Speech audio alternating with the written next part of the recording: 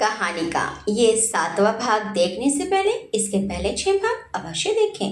वीर ने अभव को समझाया, ठीक है अभव, मेरी कार तुम्हारे बिल्कुल साइड में चल रही है, डरो मत और सो जाओ। इतना कहकर वीर ने फोन काटा और अब वहां सिसक सिसक कर सो गया। इधर वीर ने देखा कार और दोनों बसें आगे जा चुकी हैं। उसने स्टीयरिंग को पूरा घुमाते हुए खुद से ही कहा, योर हाइनेस, आई होप आप ठीक हो। इधर धरा अपने आप को बहुत संभाल रही थी। वो इतनी जल्दी हिम्मत हारने वालों में से नहीं थी, पर छोटी जगह और अंधेरे का डर जो बचपन में उसके मन में बैठा था वो उस पर हावी होने लगा। इधर वीर जल्दी से रेस्टरूम में आकर धरा को ढूंढने लगा। ढूंढते ढूंढते वो रेस्टरूम के बाहर आया तो अचानक ही जब धरा को दरवाजे के बाहर किसी के कदमों की आवाज सुनाई पड़ी, अगले ही पल वो फुर्ती से उठकर गेट के पास आई और जोर जोर से ठोकते हुए बोली, कोई है? कोई है क्या बाहर? प्लीज दरवाजा खोलो, हेलो। हाथ से किवाड़ पर ठोकते ठोकते धरा की उंगलियों की हड्डियां दर्द करने लगी और हाथ पूरी तरह से लाल हो गया। इतने में ही किसी ने दरवाजा खोला। गेट खुलते ही धरा की सांस में सांस आई। उसे अगले ही पल ऐसा महसूस हुआ मानो किसी चिड़िया की तरह पिंजरे से आजाद हुई हो। वो दरवाजे के पीछे से आगे आई और देखती ही रह गई। बाहर वीर खड़ा था। धरा ने चौंक कर कहा, आप? उसका हाथ दरवाजे पर टिका रहा और पलकें झपकना ही भूल गई। वीर ने भी उसे देखकर राहत की सांस ली। फिर वो अपने भाव सामान्य करते हुए बोला, यहीं रहना है क्या? वीर को वहां देखकर धरा की आंखें गीली हो गई। उसे अपने गले में भारीपन महसूस हुआ, इसीलिए वो चुप रही। ये ऐसा था कि जब हम किसी मुसीबत में होते हैं और कोई अपना दिखाई दे जाता है और उसे देखकर हमारी आंखों में आंसू आ जाते हैं, यही हाल धरा का हुआ। अचानक वीर को देखकर उसकी आंखें नम हो गई। फिर वो अपने आप को संभाल कर बिना वीर को देखे ही रोते स्वर में बोली, थैंक यू वेरी मच। इतना कहकर वह अपनी आंखें छुपाते हुए बाहर की तरफ चली गई। वीर की आंखें मुस्कुरा दी और वो भी पीछे चल पड़ा। बाहर आकर धरा ने देखा तो सिर्फ वीर की कार थी, न बस और न पर्दा, कोई नहीं था। वीर सधे कदमों से धरा के पीछे आकर खड़ा हो गया। उसने पीछे से धरा के कान की तरफ झुककर कहा, सब जा चुके हैं। धरा हड़बड़ाकर आगे बढ़कर मुड़ी। उसने खुद को संयत करते हुए पूछा, आपको कैसे पता चला कि मैं यहाँ हूँ? वीर ने कहा, अभव ने बताया। कुछ देर में धरा वीर की कार के पास खड़ी थी और वीर पता नहीं क्यों अंदर गया हुआ था। धरा बेध्यानी में बार बार अपनी कलाई ही देखती जिसमें खड़ी नहीं थी और वो खींच कर रह जाती। तभी उसने देखा वीर सीढ़ियों से उतरता हुआ हाथों में पैक्ड फूड लेकर आ रहा है। देखते ही देखते वीर धरा के सामने आ गया और बोला, your highness, this is for you. धरा ने उसे ऐसे देखा कि वो कोई अजूबा है। वैसे वो किसी अजूबे से कम भी नहीं था। खूबसूरत, नायाब, हर कोई देखने की चाह रखता हो, ऐसा तो था वो। धरा ने उसके हाथ से बॉक्स ले लिया और वो पैसेंजर सीट की तरफ बढ़ने लगी, लेकिन एकदम से वो रुककर वीर से बोली, कुंवर जी, मुझे ड्राइव करने दीजिए। वीर उसके सामने खड़ा था और वो दरवाजे से टिकी थी। वीर हल्का सा उसकी तरफ झुका तो धरा ने अपना सिर पीछे किया। वीर ने बहुत ही धीमे मगर गहरे स्वर में कहा, खाना खाइए चुपचाप। इतना कहकर वो ड्राइविंग सीट पर बैठ गया। धरा गाड़ी में बैठ गई। उसने सिर घुमाकर सोती हुई निकी को देखा और बोली, आप सुबह से ड्राइव कर रहे हैं कुंवर जी? मेरी ना सही निकी की फिक्र तो कीजिए। Let me drive. वीर ने गियर डालकर एक नजर धरा को देखा और फिर बोला, I really care for you धरा। वीर के शब्द सुनकर धरा के अंदर सरसरी मच गई। वो आगे बोला, इसलिए पहले खाना खाइए और इसमें आइस पैक रखा है, वो अपने हाथों पर रखिए, यू फील बेटर। वो बिना कुछ बोले ही खाने लगी। वीर ने बिना कुछ कहे उसके सिर पर हाथ रखा तो बर्गर धरा के हाथों में और बाइट उसके मुंह में ही दबी रह गई। वीर ने उसकी आंखों में झांका और फिर कहा, आई रियली मीन दैट। इतना कहकर उसने हाथ हटाए और धरा खामोशी से विंडो से बाहर देखते हुए लंबी लंबी सांसें भरने लगी। रात गहराती जा रही थी। बारिश शुरू हो चुकी थी। सावन का मौसम दिन के सफर में चाहे जितना खूबसूरत हो, मगर रात में वो किसी भयावह दृश्य की तरह दिखाई पड़ता है। वीर थकान के बावजूद बहुत स्मूथली कार चला रहा था। उसका पूरा ध्यान था धरा पर जो सोई नहीं थी, या शायद वो सोना भूल ही चुकी थी। दोनों कार्स और बसें टोल टैक्स क्रॉस कर रही थी। तभी धरा ने कहा, कुंवर जी गाड़ी रोकिए। वीर ने चारों तरफ नजरें घुमाई तो वहां काफी अच्छी चहल पहल हो रखी थी। उसने गाड़ी एक साइड लगाई। उसकी गाड़ी को रुका हुआ देखकर परिणीता और प्रथम भी आगे जाकर रुक गए। बारिश में गाड़ी के वाइपर चल रहे थे और हेडलाइट के सामने तेजी से गिरती बूंदें चमक रही थी। परिणीता ड्राइविंग सीट पर थी। उसने सिर घुमाकर पीछे देखा और बोली, ये वीर को क्या हुआ? ये यहाँ क्यों रुका है? प्रथम बोला, मुझे लगता है कि वो बुरी तरह से थक चुका है। करीबन 12 घंटे होने को आए हैं उसे ड्राइव करते हुए। परिणीता ने हाँ में सिर झटका और बोली, हम रुकते हैं उसके लिए, क्या पता उसे हमारी जरूरत पड़ जाए। प्रथम ने पीछे देखते हुए कहा, सही कह रही हो। तभी चौंक कर बोला, अंबर। वो हैरानी से पीछे देखता रह गया, जहां धरा अपनी सीट से उतर कर वीर की तरफ आ गई। परिणीता ने पूछा, क्या? प्रथम ने अपना सिर झटक कर उसे पीछे देखने के लिए कहा। इधर धरा ने वीर की तरफ जाकर उसके दरवाजे को खोल दिया। वीर छाते के साथ उतरा और बोला, भीगने का मन है?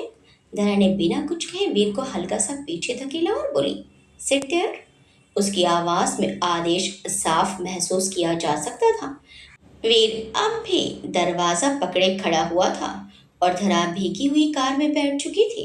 धरा ने उसकी आंखों में सीधे देखा और बोली, मैंने कहा उधर बैठिए। वीर मुस्कुराती हुई आंखों से उसे देखकर पैसेंजर सीट पर बैठ गया।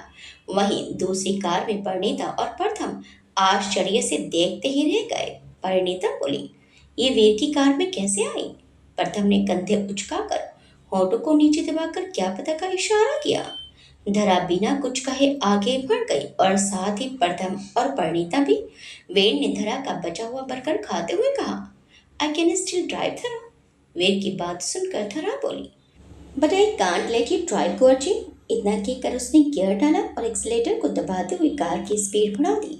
सुबह के 5 बज रहे थे और रात भर धरा ने कार की स्टीयरिंग संभाल रखी थी और वीर बगल में बैठा था। पीछे अभी भी निक्की आराम से सो रही थी। सुबह का चढ़ता सूरज लालिमा बिखेर कर खुद की खूबसूरती का बखान करने की कामयाब कोशिश में था। पीछे निक्की अंगड़ाई लेकर उठी। उसने उठते ही खिड़की से बाहर देखा और बोली, वाह मामा साहब कितना ब्यूटीफुल है ये। निक्की ने गौर नहीं किया कि कार में धरा भी है। धरा ने मुस्कुराकर कहा, गुड मॉर्निंग लवबा। निक्की आंखें बड़ी बड़ी करके चौंक कर धरा को देखकर बोल पड़ी, मिस आप यहाँ कैसे? धरा ने जवाब दिया, बस आपसे मिलना था पर आप सो रही थी तो मैंने सोचा जब तक आप उठेंगी तब तक यहीं रुक जाओ। निक्की खुशी से चहकने लगी। उसने वीर से कहा, मिस कितनी स्वीट है ना मामा साहब।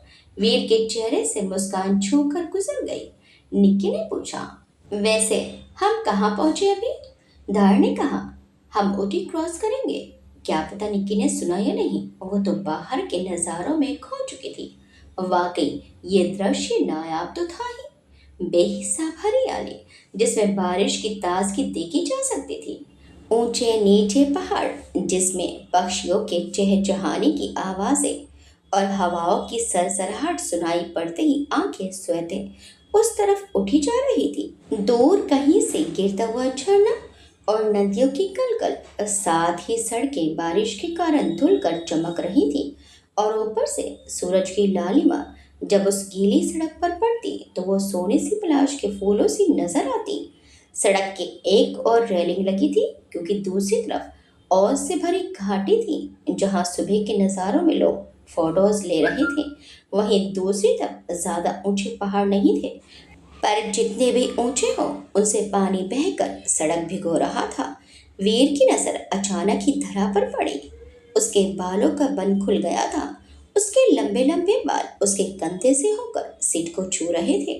उसके चेहरे पर धूप ठहर गई और बालों में लालिमा उलझी उलझी सी लगने लगी। वीर के मुंह से स्वतः ही निकल पड़ा, गॉर्जियस। यह सुनकर धरा ने तुरंत वीर को देखा तो वो अब भी बेधड़क उसे ही देख रहा था। धरा ने बाहें ऊपर करके पूछा। व्हाट? वीर ने शीशे नीचे करके कोहनी ठिका ली और फिर हल्केपन से कहा, योर हाइनेस, ये नाम बखूबी सूट करता है आप पर। धरा ने सामने देखकर ही कहा, will you stop calling me this? Veer ने टेढ़ी सी मुस्कान देकर कहा, तो फिर क्या कहूँ मीठे मुंह? धरा ने ना समझकर कहा, क्या क्या मतलब? वीर हंसकर बाहर की तरफ देखने लगा, लेकिन धरा उसके बर्ताव से खींच गई। इधर दूसरी कार में परिणीता बगल वाली सीट पर सो रही थी, बिल्कुल बेखबर। लेकिन प्रथम जब भी उसे देखता उसे अपने भीतर सुकून महसूस होता। उसने अपने मन में ही कहा, आज तुम हमेशा इसी सीट पर बैठी रहो और मैं तुम्हारे साथ यूं ही चलता रहूं। इतने में परिणीता की नींद को तोड़ दी उस कमबख्त अलार्म ने, जो उसके बाबा साहब के आदेश से फिट किया गया था। परिणीता नींद में ही बड़बड़ाई, हर रोज इसकी इसी टाइम पर मौत आती है। इतना कहकर वो उठी और डैशबोर्ड पर बड़े फोन का अलार्म बंद कर दिया। परिणीता ने प्रथम को देखा, क्लीन शेव, घनी घनी पोहें और आंखों में हल्की फुल्की लाली वाली लेंस। उसकी आंखें सबका ध्यान खींचा करती थी, पर वो असली नहीं, लेंस वाली लाल थी। परिणीता का चेहरा खिल उठा। वो गंभीर स्वर में प्रथम से बोली, प्रथम, मुझसे शादी कर लो। प्रथम आंखें फाड़े उसे देखने लगा। क्या अजीब लड़की है, कार में चलते चलते ही प्रपोज कर दे रही है। प्रथम के चेहरे की मुस्कुराहट ही चली गई। वो बोला, परी, हम इस बारे में बात कर चुके हैं। परिणीता ने जवाब दिया, बात करने से बात खत्म नहीं होती प्रथम।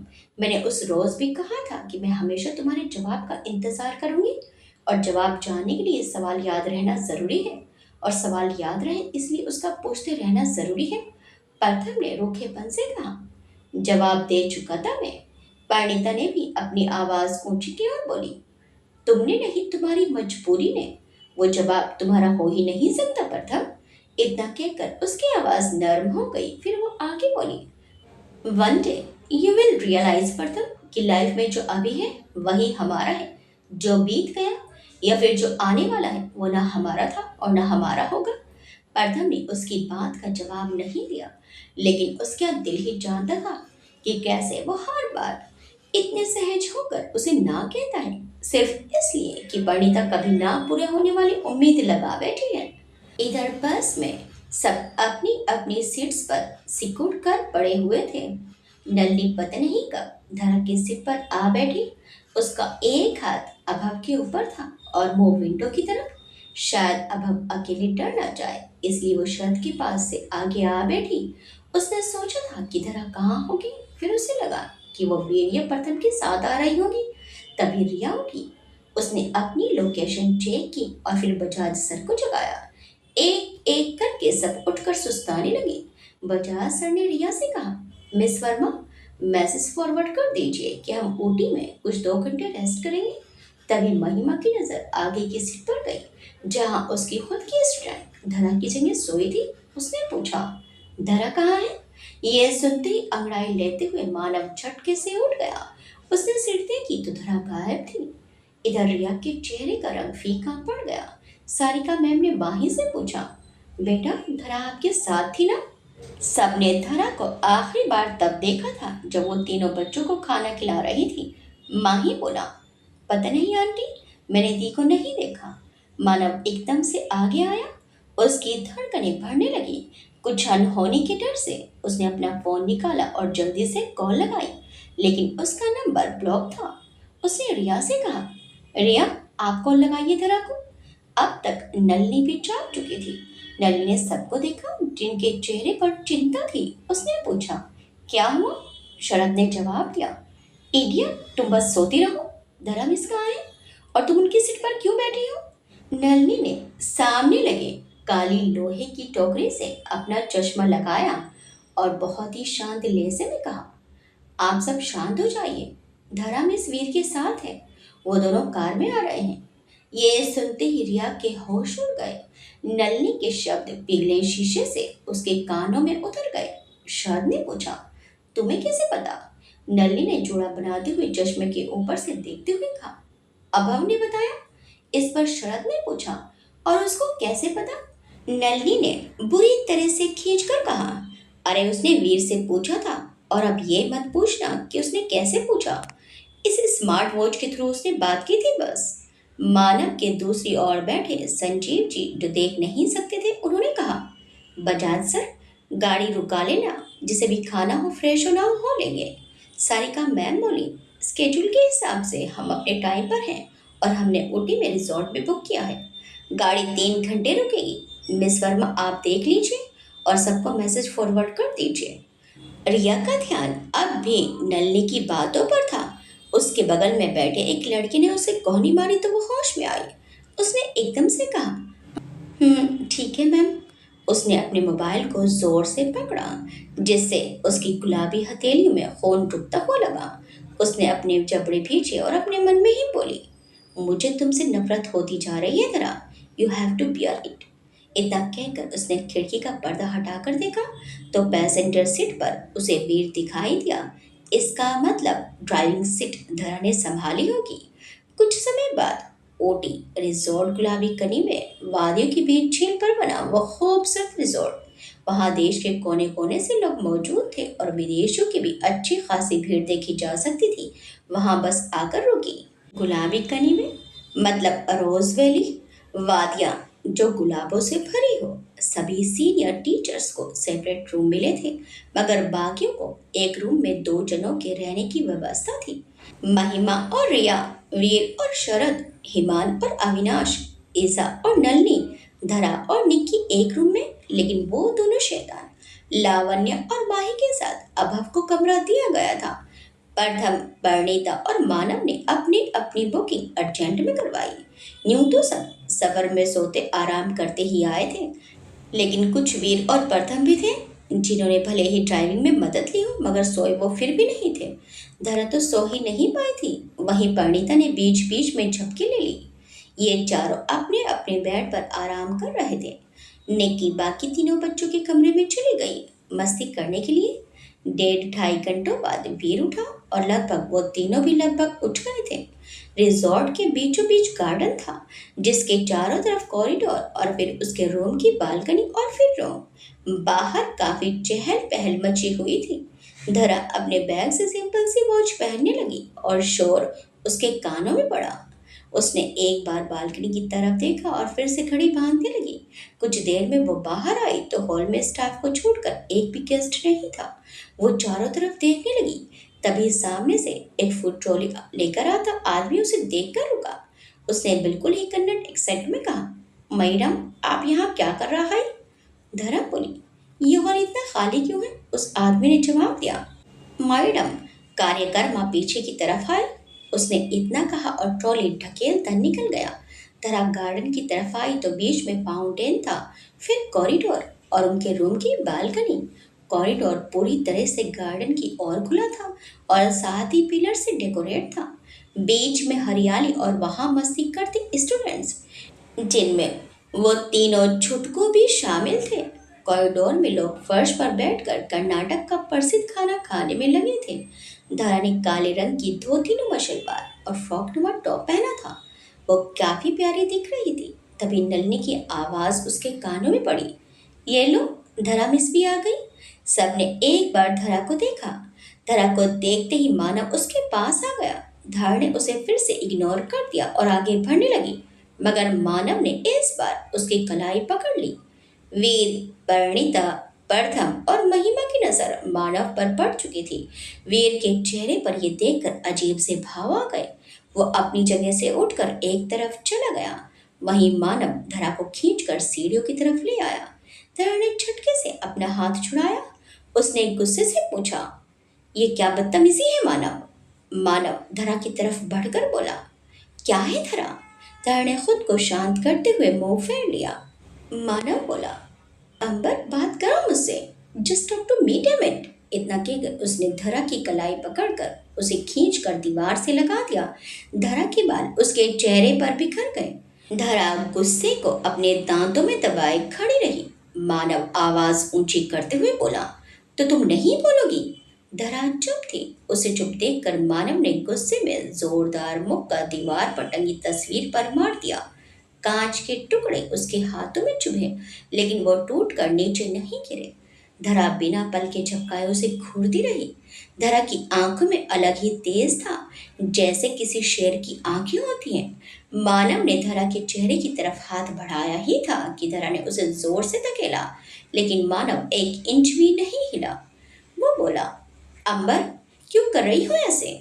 तुम्हें मेरे सामने ना आना पड़े, इसलिए तुम उस वीर के साथ आने के लिए तैयार हो गई। तुम्हें मुझसे बात करना पसंद नहीं, लेकिन वो वीर, उससे इतने कब्बड़ से बात कर लेती हो। तुम्हारी और मेरी दोस्ती उस वीर से ज्यादा जरूरी हो गई। उसके कहते कहते ही धरा ने टोका। उसने अपनी गहरी रोबदार आवाज में कहा, क्या तुमने मुझे दोस्त रहने दिया है?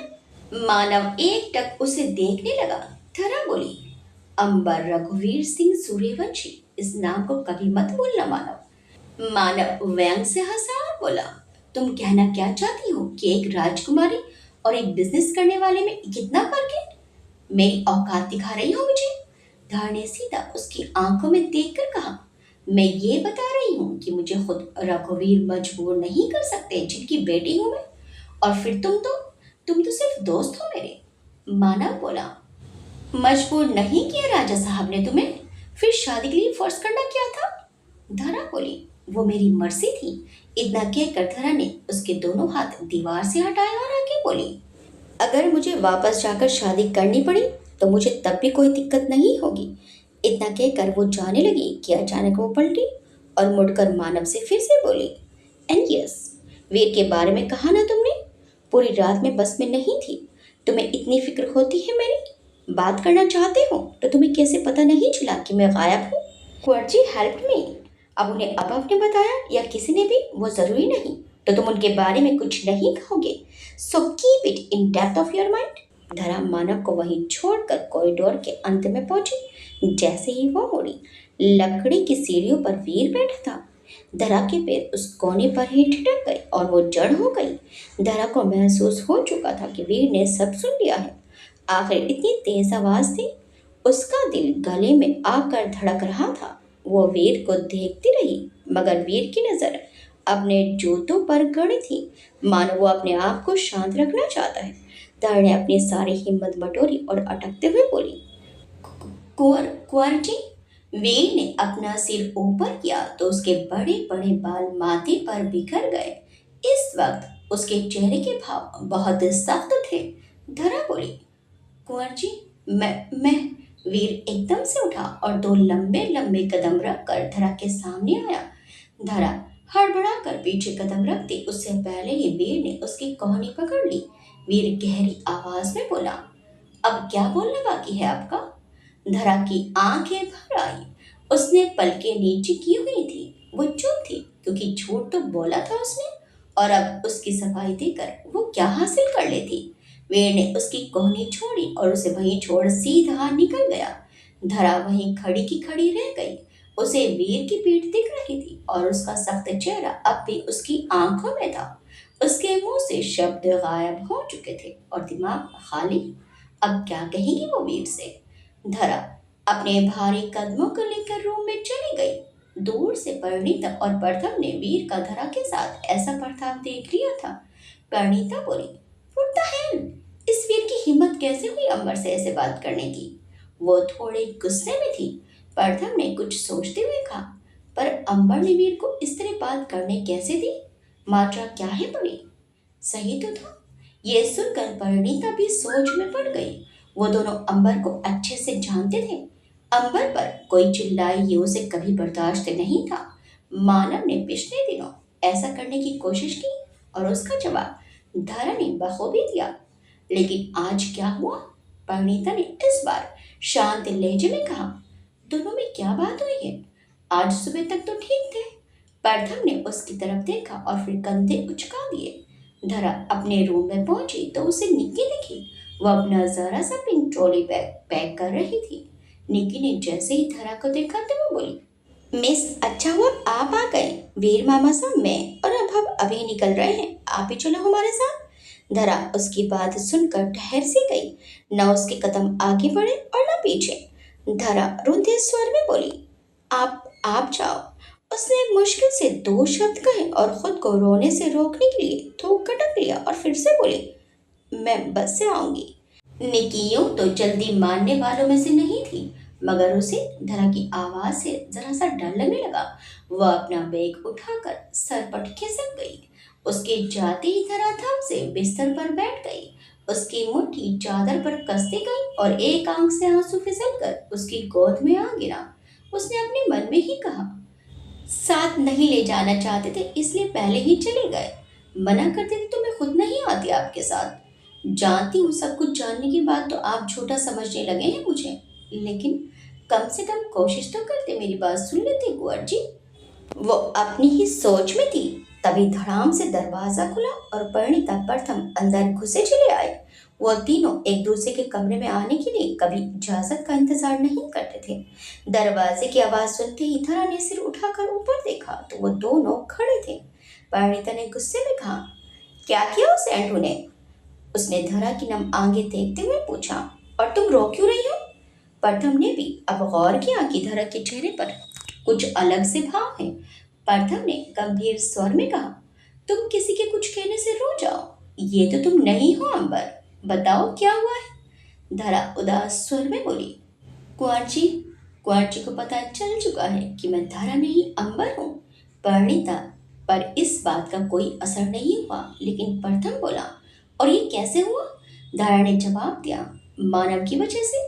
परिणीता अब मानव की हरकतों से तंग आ गई थी।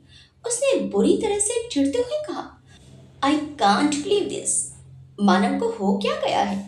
अंबर को जब मुंबई लाए थे तब तक तो ठीक ठाक था, अब इसकी हरकतें मेरी समझ से बाहर होती जा रही है प्रथम।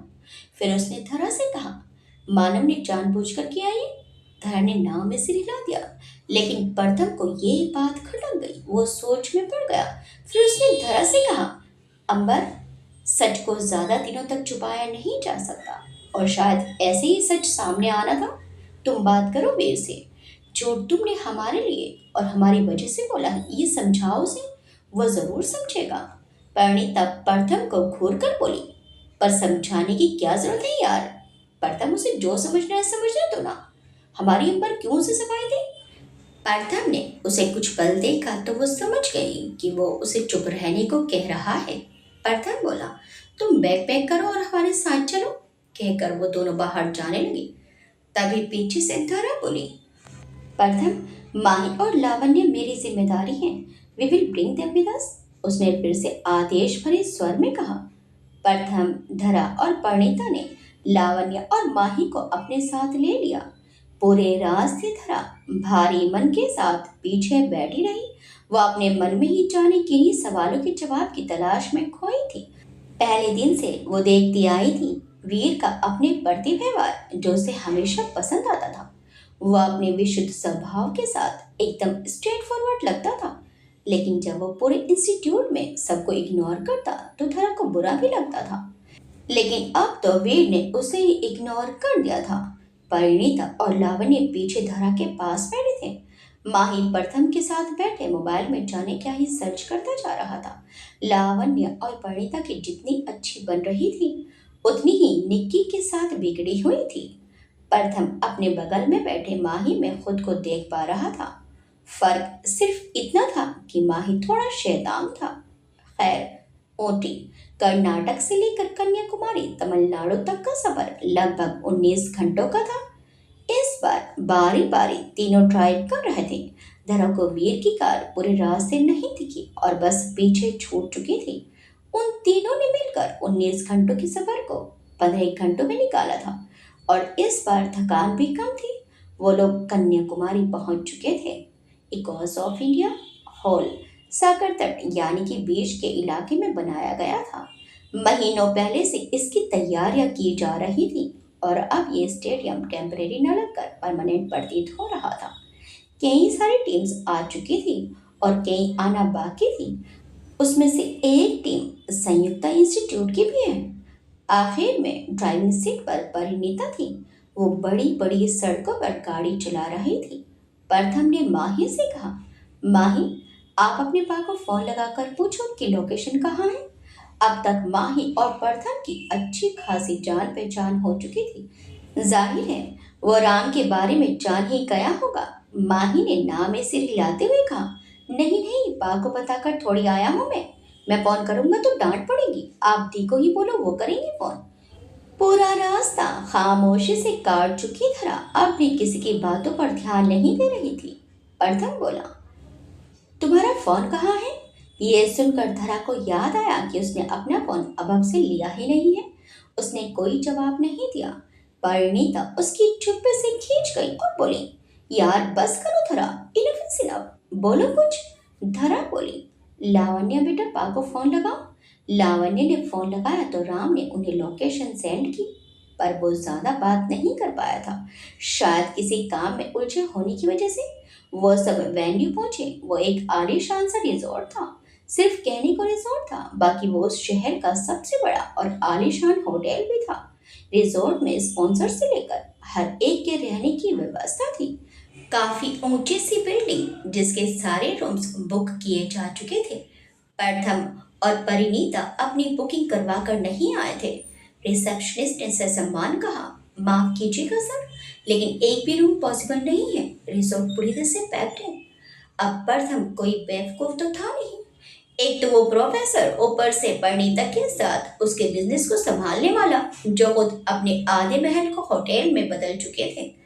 प्रथम ने गंभीर स्वर में कहा, रिसोर्ट में वीआईपी रूम्स तो खाली होंगे, उनमें से 2 रूम चाहिए। पीछे से परिणीता ने कहा, 2 नहीं 3। प्रथम, मैं भी यहीं रहने वाली हूँ, अजीब पागल हो तुम। परिणीता जानती थी कि रूम उसके और बच्चों के लिए लिया जा रहा है, जिसके बाद प्रथम आसपास कहीं दूसरे होटल में जाएगा, पर वो ऐसा कैसे होने दे सकती है। रिसेप्शनिस्ट ने कहा, जी बिल्कुल है सर, लेकिन वो सिर्फ वीआईपी गेस्ट के लिए है। प्रथम ने बहुत आदर से कहा, राजकुमारी परिणीता अनिरुद्ध सिंह चौहान इतनी वीआईपी चलेंगी? इतना कहकर उसने परिणीता का बिजनेस वीआईपी कार्ड सामने कर दिया। रिसोर्ट में अक्सर ही ऐसे बड़े वीआईपी गेस्ट आते होंगे, इसलिए वो लड़की बस चौंक गई। उसे कोई हैरत नहीं थी। उसने जल्दी से 3 रूम बुक किए। दरा का रूम 8वें माले पर था। उसे जरा आश्चर्य हुआ, क्योंकि जिस फ्लैट में वो रहती है वो भी 8वें माले पर ही है। वीआईपी रूम सबसे ऊपर थे, जहां से पूरा कन्याकुमारी देखा जा सकता था। उनके साइज नॉर्मल रूम से काफी बड़े थे। उसमें एक हॉल, एक रूम था और धरा को सिंगल रूम ही अलॉट हुआ था। धरा ने पहले बच्चों को उनके रूम में पहुंचाया और फिर अपने रूम में आ गई। कितनी अजीब बात है, ठीक ऐसी ही बालकनी उसके फ्लैट में भी नजर आती है। वो रोज रात में उस आसमान को देखते हुए वहीं तो खड़ी रहती है। बिल्कुल इसीलिए बगल में भी एक बालकनी है, जिसमें अक्सर वीर के बांसुरी बजाने की धुन सुनाई दिया करती थी। धरा भूल ही गई थी कि ये उसके फ्लैट की नहीं, रिजॉर्ट की बालकनी है, और वो बेध्यानी से बगल वाली बालकनी में देखने लगी, जो खाली थी। अचानक एक आवाज उसके कानों में पड़ी और उसकी हैरानी की सीमा ही नहीं थी। बांसुरी की वही मीठी धुन जो अक्सर उसके बगल वाले फ्लैट से आया करती थी, वही आ रही थी। कुछ दिनों तक उसे ये भी मालूम नहीं था कि वो फ्लैट वीर का है। जो इतनी मीठी बांसुरी बजाता है वो वीर है। तो क्या इस फ्लैट में भी? धरा ने बालकनी के कोने में जाकर देखना चाहा, लेकिन अगले ही पल उसने खुद से कहा, नो अंबर, किसी के घर में झांकना सही नहीं है। उसने अपने कदम वापस पीछे लिए। उसने अपने सिर झटका और बैग से कपड़े लेकर बाथरूम में घुस गई। कुछ देर में वो लोअर टी शर्ट में बाहर आई। घंटों की थकान के बाद उसकी आंखें और सिर दोनों में दर्द था। उसने एसी का तापमान सही किया और बिस्तर का कोना पकड़कर लेट गई। लेटते ही उसे नींद आ गई। अगली सुबह बहुत सारी टीम्स अलग अलग शहरों से आई हुई थी। सुबह ही सबको मैसेज देकर हॉल में बुलाया जा चुका था। वहां आज सारी टीम्स का इंट्रो होना था और साथ ही कार्यक्रम के उद्घाटन के बारे में जानकारी भी साझा की जानी थी। धरा अपने रूम के सामने रेलिंग से टिक कर खड़ी थी। वो उस खूबसूरत बिल्डिंग को देखने लगी। तभी प्रथम और परिणीता लिफ्ट से निकलकर उसके पास चले आए और उनके आगे भागते भागते माही और लावण्य भी आ गई। प्रथम बोला, अंबर, अरे धरा, मुझे तुमसे कुछ बात करनी है। धरा ने उसका चेहरा देखा जो गंभीर था। फिर उसने परिणीता को देखा जो प्रथम को घूर रही थी। धरा बोली, पहले नीचे चलो। लावण्य ने परिणीता का हाथ पकड़ लिया। परिणीता ने उसे देखा और फिर बाकी सबको। वो अपने घुटने पर झुककर बोली, क्या हुआ? लावण्य ने जल्दी से उसके गालों को चूम लिया और बोली, अब ठीक है, चलो आप। परिणीता उसे अजीब नजरों से देखती रही। वहीं प्रथम और धरा मुस्कुरा कर चल दिए। नीचे काफी मात्रा में लोग जमा थे। कुछ कुछ दूरी पर उनके नाश्ते की टेबल्स लगी थी और एक तरफ बुफे काउंटर सजा था। कुछ लोग बैठे थे तो कुछ खड़े होकर सिर्फ जूस पीने लगे थे। धरा अपनी नजर चारों तरफ घुमा रही थी। उसे अपनी टीम के सीनियर टीचर्स नजर आ रहे थे, मगर यंग नहीं थे। नलिनी, शरद, हिमान और ईसा गोला बनाकर खाने में लगे हुए थे। प्रथम बोला, तुम बैठो, मैं तुम्हारे लिए ब्रेकफास्ट लेकर आता हूँ। ये सुनते ही धरा और परिणीता दोनों ने उसे घुरा। प्रथम ने अपनी भौहें उठाकर पूछा, क्या? परिणीता बोली, ज्यादा ना तेज मत चलो, हम दोनों हमारे लिए खाना ले सकते हैं। इतना कहकर वो लावण्य के साथ काउंटर की तरफ चली गई। धरा भी सिर हिलाकर चली गई। प्रथम दोनों को देखकर मुस्कुरा दिया। फिर उसने माही को देखा तो उसने बहुत मासूमियत से कंधे उचका दिए और धरा के पीछे भाग गया। पांचों चेयर्स पर बैठकर नाश्ता कर रहे थे। तभी महिमा भी उनके पास आ गई और बोली, क्या मैं यहाँ बैठ जाऊं? परिणीता ने उसे ऊपर से नीचे तक देखा। उसके ऐसे देखने पर महिमा थोड़ी असहज हो गई तो प्रथम एकदम से बोल पड़ा, प्लीज प्लीज सिट। महिमा ने मुस्कुराकर कहा, थैंक यू। धरा किसी सोच में गुम खाने में लगी थी। महिमा ने उससे कहा, धरा, तुम हमारे साथ क्यों नहीं आई कल रात को? हमें तो सुबह पता चला कि तुम बस में नहीं हो। फिर अभव ने बताया कि तुम वीर के साथ हो। क्यों? धरा ने जवाब दिया, मैं वॉशरूम गई थी और जब वापस आई तो बस जा चुकी थी। महिमा ने हैरानी से कहा, है? उसके साथ प्रथम और परिणीता भी चौंक उठे। महिमा चौंक कर बोली, पर यह तो लिस्ट चेक कर रही थी, उसके बाद ही हम सब बस में बैठे थे, तुम कैसे छूट गई? इस बार धरा चौंक गई। परिणीता कुछ बोलने को ही तो प्रथम ने उसके हाथ पर हाथ रख दिया और फिर बोला, शायद लिस्ट चेक करने के बाद धरा वॉशरूम गई होगी, मिसिया ने नोटिस नहीं किया होगा। परिणीता गुस्से में अपने हाथ को छुड़ाने की कोशिश में थी, लेकिन धरा ने उसे आंखें दिखाई तो वो अपने गुस्से को काबू में करते हुए दूसरी तरफ देखने लगी। महिमा ने सिर हिलाकर कहा, ये हो सकता है, ध्यान रखा करो धरा। धरा ने मुस्कुराकर हाँ में पलकें झपका दी। बड़ी सी दीवार के सहारे से लगी स्टेज पर माइक की खड़खड़ाहट होने लगी। खाते हुए हर एक शख्स उन हलचलों की तरफ देखने लगा। स्टेज की दोनों तरफ बड़ी बड़ी स्क्रीन लगी थी जिसमें लगातार इकोस ऑफ इंडिया लिखा हुआ दिख रहा था। तभी स्टेज पर कुछ लोग कोट सूट पहने चले आए। उन्होंने कहा, good morning and very warmest welcome everyone. Hope you guys rested well last night and feeling light today. इतना कहकर वो कुछ कदम पीछे हुए और वो शख्स सामने आ गया। उसे देखकर धरा और उसकी पूरी टीम हैरान रह गई। राम अपने साउथ इंडियन गेटअप में खड़ा था। उसने हाफ स्लीव्स वाइट शर्ट और लुंगी पहनी थी। साथ ही सीधे कंधे पर एक सफेद साफा डाला था और माथे पर हल्की सी भभूत का टीका था।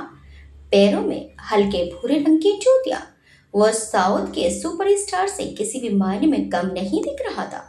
माही और लावण्य उसे देखकर उछल पड़े। राम ने माइक लिया और तमिल में कहा, आप सबका कन्याकुमारी में स्वागत है।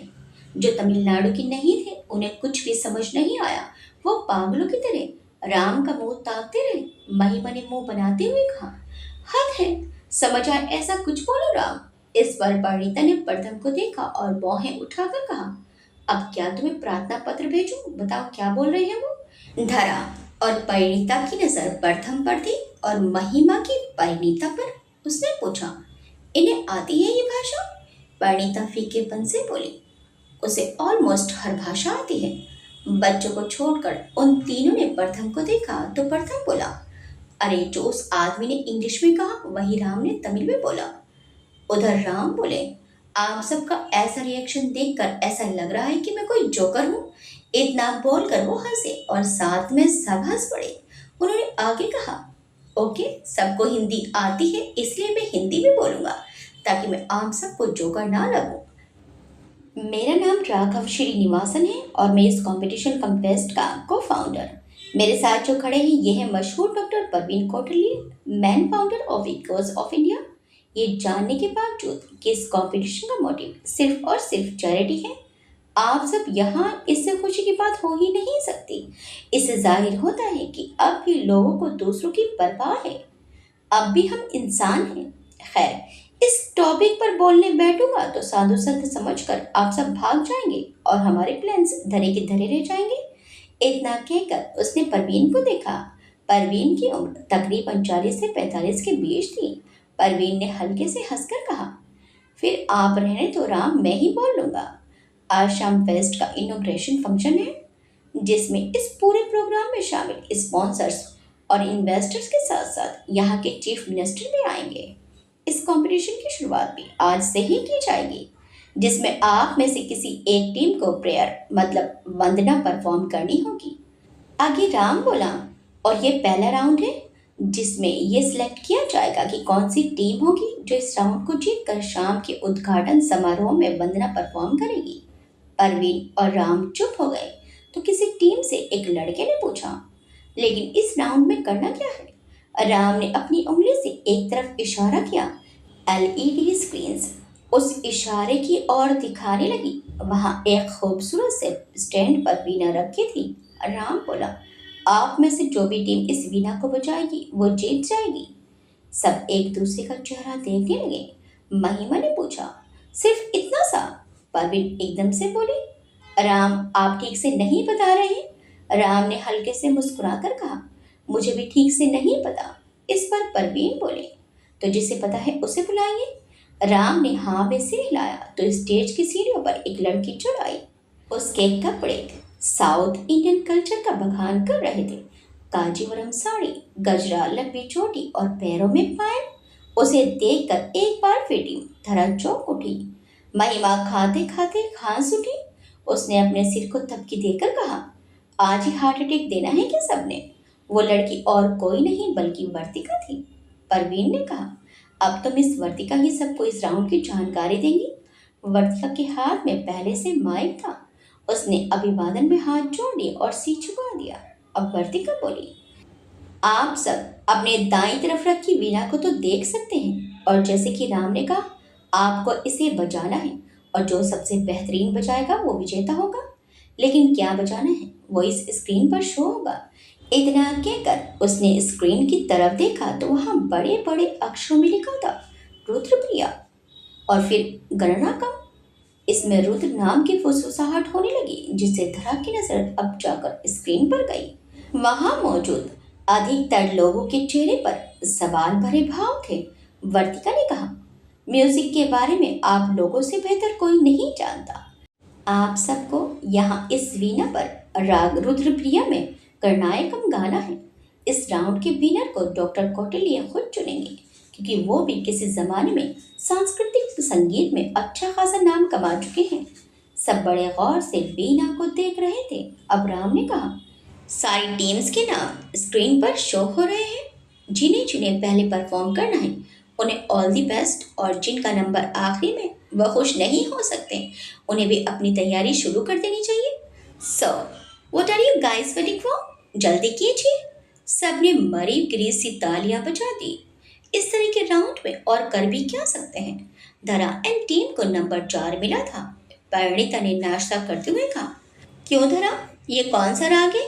राग मेघ और रागदीप तो सुना है मैंने, ये रुद्रप्रिया कहाँ से आया? फिर उसने महिमा से पूछा, महिमा तुम्हें पता है क्या? महिमा ने मासूमियत से नाम में सिर घुमाया। धरा ने कहा, मुझे नहीं पता, पर ये राग साउथ इंडियन ही है, शायद सारिका मैम जानती होगी।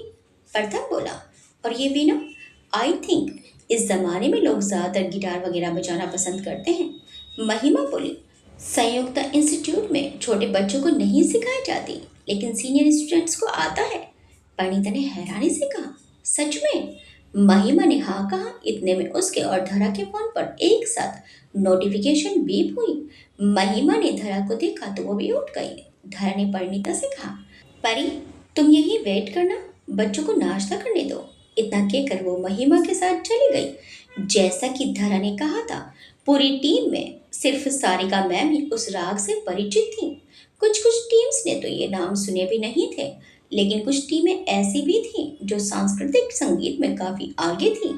सारी टीम्स के लीडर्स आईपैड पर राग सर्च कर रहे थे, लेकिन वो संगीत था, कोई क्विज तो था नहीं जो एक सेकंड में जवाब रटा जा सकता। नलनी और सारिका मैम को स्टेज पर जाने के लिए चुना गया। नलनी राग तो नहीं जानती थी, मगर वो वीणा में काफी अच्छी थी और एक साइड प्लेयर के रूप में उसे भी वहां जाने के लिए चुना गया था।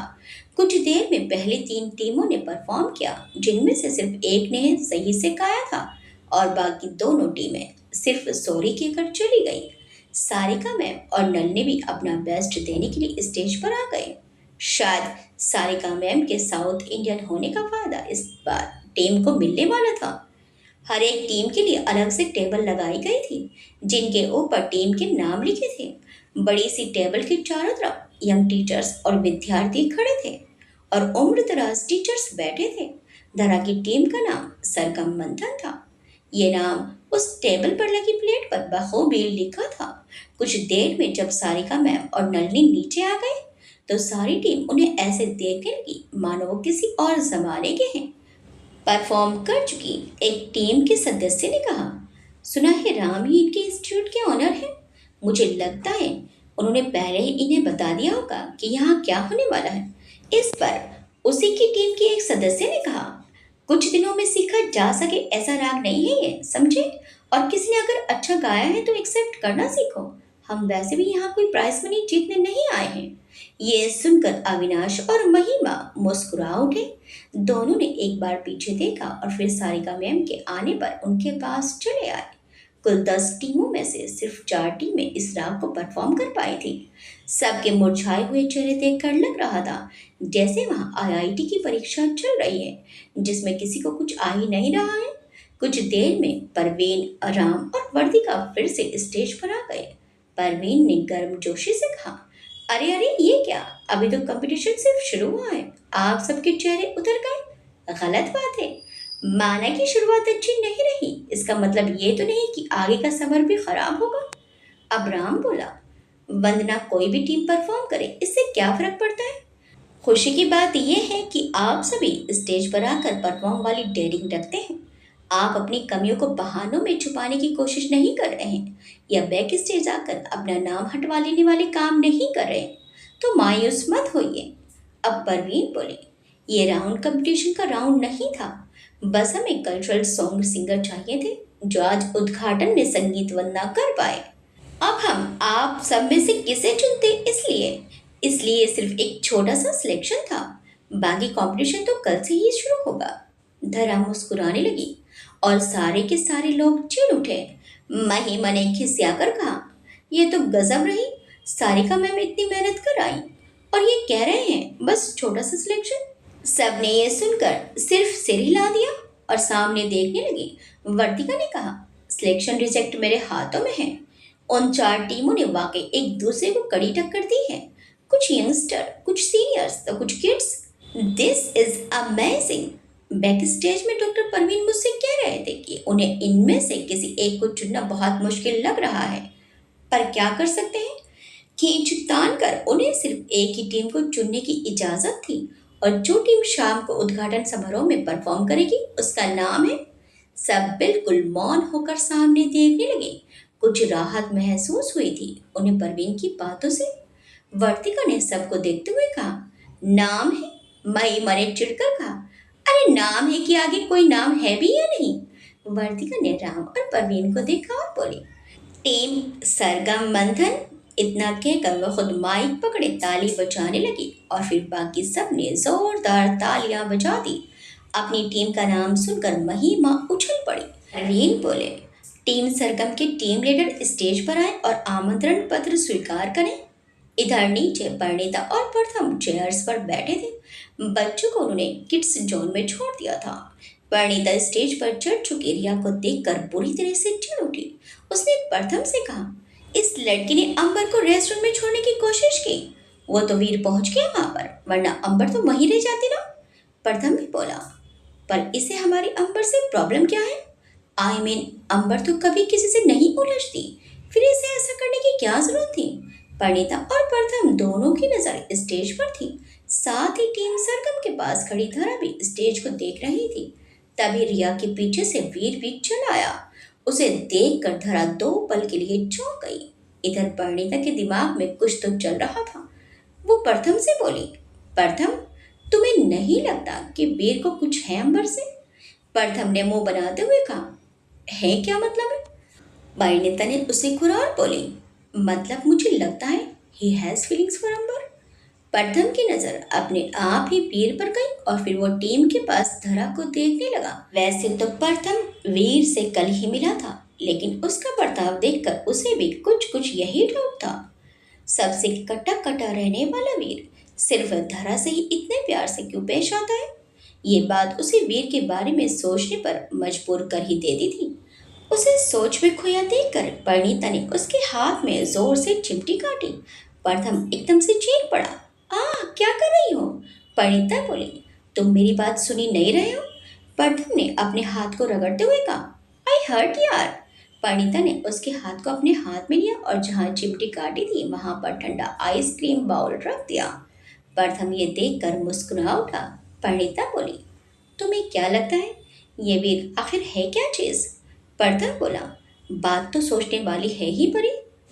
तुम्हें याद है कल जब हम रिजॉर्ट में थे तब मानव अंबर का हाथ पकड़कर खींच कर ले गया? उस समय भी वीर के चेहरे पर अजीब से एक्सप्रेशन थे, as he didn't like that. उसके बाद जब उसे पता चला कि अंबर प्रिंसेस है तब भी उसका रिएक्शन अजीब था। मतलब उसे देखकर ऐसा नहीं लगा कि उसे अंबर के झूठ से कोई प्रॉब्लम है। कुछ और बात थी वहाँ।